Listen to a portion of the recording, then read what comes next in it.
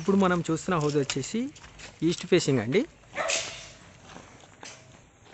మీరు చూసుకోవచ్చు, మనకు లెఫ్ట్ సైడ్లో స్టెప్స్ ఇచ్చారు, కింద కామన్ వాష్రూమ్ ఇచ్చారు. లోపలికి ఎంటర్ అవుతున్నాం. ఇది హాల్ అండి.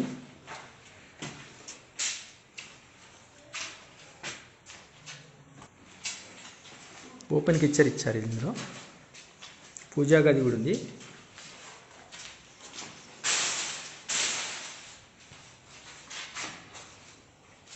ఇంకా పెయింటింగ్ వర్క్ అనేది అవుతుందండి. మనకు రైట్ సైడ్లో చిల్డ్రన్ బెడ్రూమ్ అండి. ఈ విధంగా చూసుకుంటే ఈ విధంగా ఉంది. దీనికి అటాచ్డ్ వాష్రూమ్ ఇవ్వడం జరిగింది. పైన వచ్చేసి మనకు వేస్ట్ మెటీరియల్ ఇట్లా పెట్టుకోవడానికి స్పేస్ అనేది ఇవ్వడం జరిగింది. ఇది వచ్చేసి మాస్టర్ బెడ్రూమ్ అండి. మనకి ఈ డోర్స్ అనేది మనకు లోపల వస్తాయి. మాస్టర్ బెడ్రూమ్ కూడా అటాచ్డ్ బాత్రూమ్ అనేది ఇవ్వడం జరిగింది. ఇందులో వెస్ట్రన్ టాయిలెట్ వస్తుంది. మీకు కిచెన్ చూసుకోవచ్చు ఏ విధంగా ఉందనేది క్లియర్గా.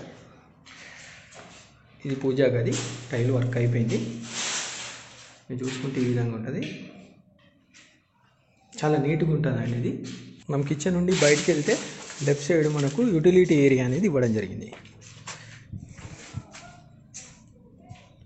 మనం పైకి వెళ్తున్నామండి.